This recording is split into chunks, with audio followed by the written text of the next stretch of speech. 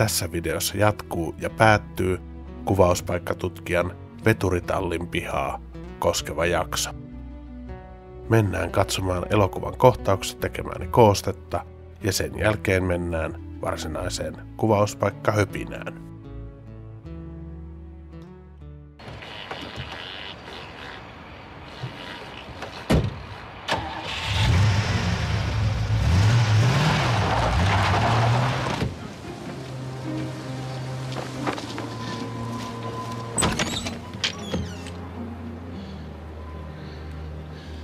Terve. Jäi vähän ryyppy päälle. Vieläkö sulla on Nukin vene? Vai oletko ryypännyt senkin?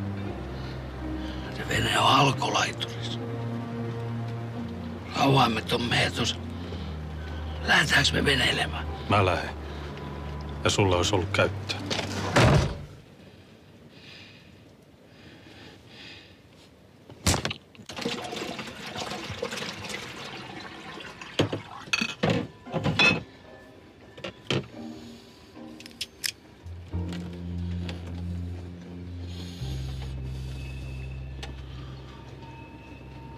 Eiku hei.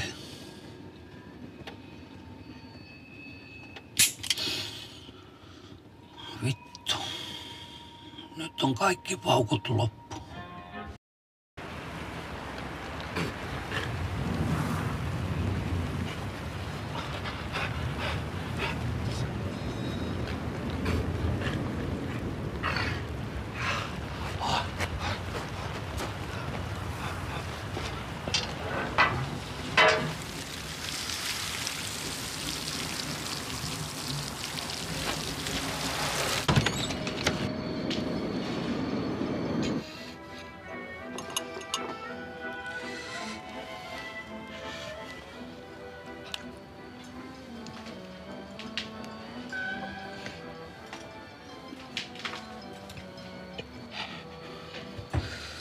Jos se tyyppi ei osaa erottaa asuman lähiötä roskalaatikosta, niin se voi erehtyä muussakin.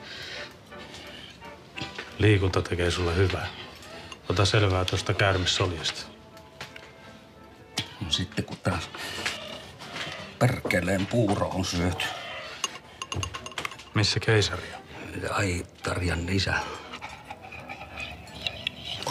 Sitä ei olekaan näky vähän aikaa. Arskaus.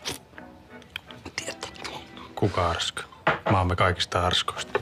Persearska. Se asuu nykyään Suomelle huoltotunnissa. Tämä kuvauspaikka kuului niihin, joiden nuo ulkokuvat paljastavat sijainnin aivan välittömästi. Kuvauspaikka on Pasilan vanhat veturihallit ja ratapiha.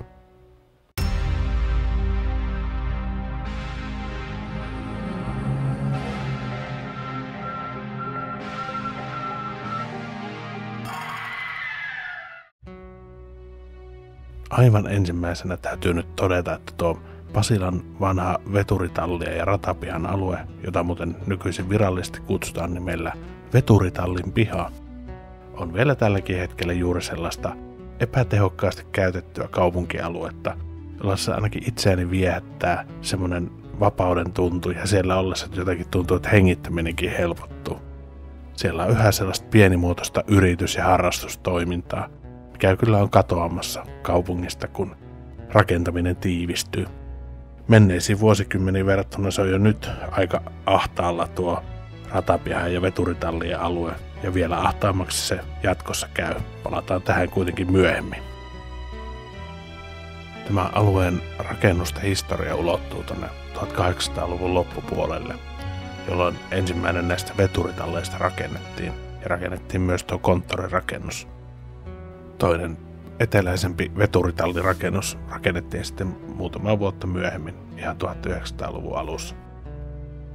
Nämä veturitallithan rakennettiin tämmöiseksi höyryvetureiden parkkipaikaksi tavallaan tai autotalliksi, jossa voitiin säilyttää niitä vetureita, mutta myös suorittaa tämmöisiä pieniä huolto- ja korjaustöitä. Tässä jossain alueen lähistöllä oli kuitenkin myös tämmöinen varsinainen huoltoalue tuossa jossakin veturitallien eteläpuolella, ja sitten oli myös korjauspaja, joka taas sijaitsi tuosta veturitalleesta pohjoiseen päin. Noiden veturitallirakennusten kummankin edessä on tommonen kääntöpöytä, mikä avulla se veturi sitten ajettiin siihen ja sen avulla sitten käännettiin se veturi niin, että se pystyy sitten ajaa sinne tallin pilttuuseen, mihin se pitikin saada. Aika hieno systeemi. Sitten 70-luvulla kuitenkin kävi niin, että noi pääradan laajennustööt aiheutti sen, että eteläisempää tallia piti purkaa aika merkittävästi. Ja myös pohjoista tallia on jossain kohtaa purettu jonkin verran. Se on hauska, että nämä tallit on ollut ihan käyttötarkoituksen mukaisessa toiminnassa aina 90-luvulla saakka. Sinne toiselle puolelle ratapihaa, eli nimenomaan niiden junaraiteiden toiselle puolelle, rakennettiin näihin samoihin aikoihin asuinrakennuksia. Siellä on Toralinna, joka on tämmöinen aika suuri 3-kerroksinen punatiilinen asuinrakennus. Ja sitten sinne on rakennettu 3 kappaletta tämmöisiä puisia asuinrakennuksia, joista on enää 2 jäljellä, koska 1 paloi vuonna 2014. Tämä Toralinna on aika suurestikin kaiketi remontoitu 80-luvulla, mutta siitä huolimatta se on nyt ollut sisäilmaongelmien vuoksi tyhjillään vuodesta 2018 lähtien. Onneksi nämä kaikki veturitallin pihan rakennukset on suojeltuja. Tähän liittyy kuitenkin parikin muttaa. Se ensimmäinen mutta on, että Toralinnan omistajalla eli Satolla ei vaikuta olevan minkäänlaista suunnitelmaa sen suojelun rakennuksen kuntoon saattamiseksi. Ovet ja ikkunat on suljettu tommosella rakennuslevyllä ja se näyttää siltä, että siellä ei tapahdu yhtään mitään. Se rakennus on nyt ollut tyhjillään 7 vuotta eikä minkään valtakunnan korjaustöitä ole tehty. Minä veikkaan, että Satolla on semmoinen suunnitelma, että aikoo jättää sen rakennuksen oma onnensa nojaan, kunnes se on niin pahasti rapistunut, että se on korjauskelvoton. Ja tämän jälkeen sitten, kun se on korjauskelvoton, niin se voidaan purkaa ja sitten tilalle voidaan rakentaa tämmöisiä tehokkaita neliöitä. Eli rumia kerrostalon lohkoja, jotka näyttää samalta kuin kaikkialla muuallakin ja jossa kukaan ei oikeasti halua asua, jos olisi joku vaihtoehto. Mä hartaasti kyllä toivon, että on väärässä tämän asian suhteen. No, tässä muttassa olisi jo ihan tarpeeksi, mutta olisi toinenkin mutta. Ja se on se, että masentaa aika lailla, kun lukee Helsingin kaupungin vuonna 2024 julkaistua suunnitelmaa tämän alueen maankäytöstä ja rakentamista. Tuo epätehokas alue, mikä on juuri se epätehokkuuden takia niin ihana, meinataan tuutata täyteen tämmöistä modernia tornitaloa ja muuta kerrostaloblokkia. Ja vaikka nuo vanhat rakennukset säilyy, niin mä pelkään pahoin, että se alueen sielu on mennyt tuon suunnitelman toteutumisen jälkeen. Se semmoinen ihastuttava rapistunut romantiikka ja ympärillä oleva avoin tila, jotka just tekee sitä hengittämistä helpompaa, niin ne on sitten mennyt. En varmasti ole yksin tämän mielipiteeni kanssa, mutta kyllähän me tiedostaa, että tämä on semmoinen perus Old Man Yells at Cloud-tapaus. Että ei sitten mitään hyötyä tästä ränttäämisestä ole. Ja kehitys kehittyy, haluttiin tai ei. Mutta ainakaan mä en itse haluaisi asua tornitalokaupungissa, jossa jokaisesta alueen 4 sentistä on revitty maksimaalinen teho irti. Täytyy varmaan muuttaa Tampereelle. Ai niin, mutta kun ne sinnekin on rakentanut näitä samoja perhanan tornitaloja. No sitten täytyy vielä ihmetellä yhtä asiaa, vaikka tämä jakso onkin pitkä kuin nälkävuosi. Ja ihmeteltävä asia on, että miksi ihmeessä näin monta asiaa on lavastettu juuri tähän veturitallirakennuksiin ja sen pihalle. Tähän on olemassa tosi hyvä syy. Tämä elokuvan tuotantoyhtiö, nyt jo konkurssiin mennyt Kino Production Oy, piti majaansa noissa veturitallirakennuksissa.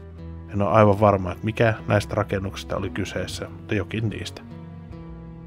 Kuriositeettina voisin mainita, että myös se Sundmanin moottorisahblondi Uni-pätkä on kuvattu täällä veturitalleilla.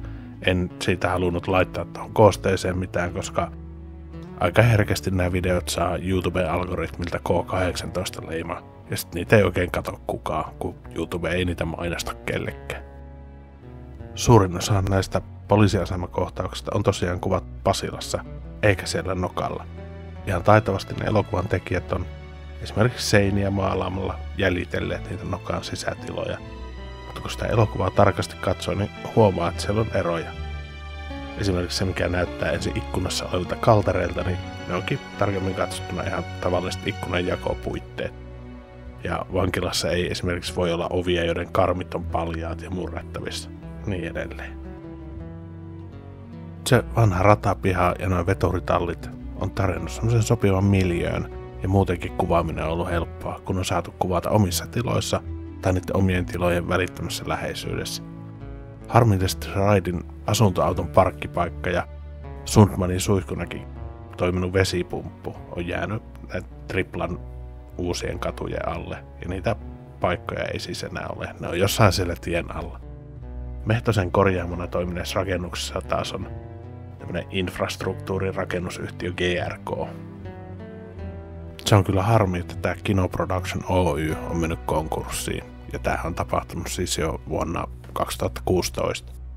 Siinä olisi kyllä varsinainen kulttuuriteko, jos tekisi Kino Productionista dokumenttisarjan, nyt kun se yhtiön vetomies Clas Ohlson, ei siis se kauppa, vaan oikeasti sen niminen kaveri kuin Clas Ohlson, on vielä elävä ja haastattelukunnossakin.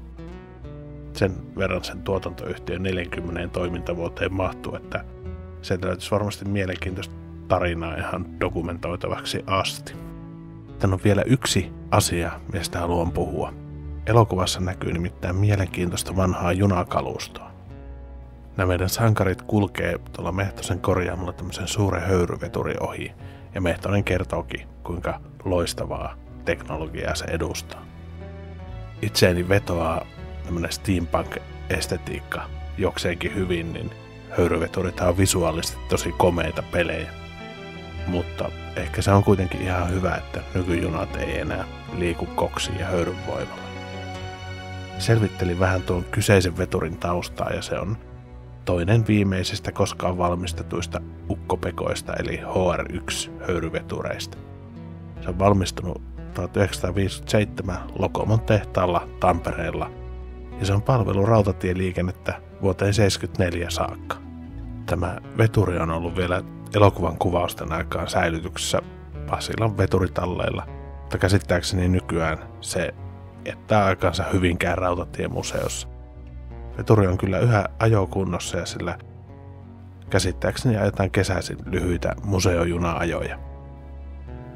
No, toinen tässä elokuvassa käytetty mielenkiintoinen vanha kalusto on vanha kahvila- tai ravintolavaunu, joka elokuvassa esittää siis Kyllin kuppilaa. Kyllin kuppilassa on tämä Sundmanin puuronsyöntikohtaus, joka on kyllä legendaarinen. Juha Mujetta parhaimmillaan. Selvittelin tämän vaunun sijaintipaikkaa ja kuntoa eräällä rautatiekalustoharrastajien foorumilla. Ja sainkin sieltä tosi tarkat tiedot siitä, että kuka sen on ostanut ja mihin se on viety ja milloin. Ja sitten kun mä rupesin jäljittämään tätä, että missä se on juuri nyt, niin, ja soittelin puhelinnumeroihin, mitä löysin, niin sitten ne jäljet vaan kuivahti. Ja sitten saman tien sieltä foorumiltakin poistui se viesti, josta mä nämä tiedot sain. Niin mä tulkitsin, että joku ei ehkä tykännyt siitä, että tätä kaivellaan. Joka tapauksessa se on ostanut eräs yhtiö, joka on vienyt sen tonne Lappiin, ja tarkoitus sillä on ollut höyryveturin vetämänä kuskata joulupukkia katsomaan tulleita turisteja. Nähtävästi tämä ei ollut kuitenkaan kauhean hyvä bisnes, koska sieltä 2000-luvun loppupuolelta löytyy tämä asiaa koskevia lehtijuttuja internetistä siis. Ja siellä on jotain maksuepäselvyyksiä ja velka- ja riita-asioita liittynyt tähän vaunuun tai siihen koko liiketoimintaan. Ehkä tämä selittää, että miksi joku ei tykännyt sitä, kun mä lähdin kaivelemaan ja selvittämään, että missä se vaunu on. Minun tietojeni mukaan se vaunu on tällä hetkellä Rovaniemellä, vähän Pasilan veturitallirakennusta vastaavassa tallirakennuksessa. Sinne on kuitenkin niin pitkä matka, että en ajatellut lähteä tutkimaan asiaa tämän tarkemmin. Kävin tuossa jokin aika sitten tuolla vanhalla ratapihalla kuvausreissulla. En yrittänytkään tunkea sisälle sinne veturitalleihin, vaan kävin vaan kuvaamassa teille sitä ratapihaa ja niitä tallirakennuksia ulkoapäin. Ja tällaiselta siellä näytti.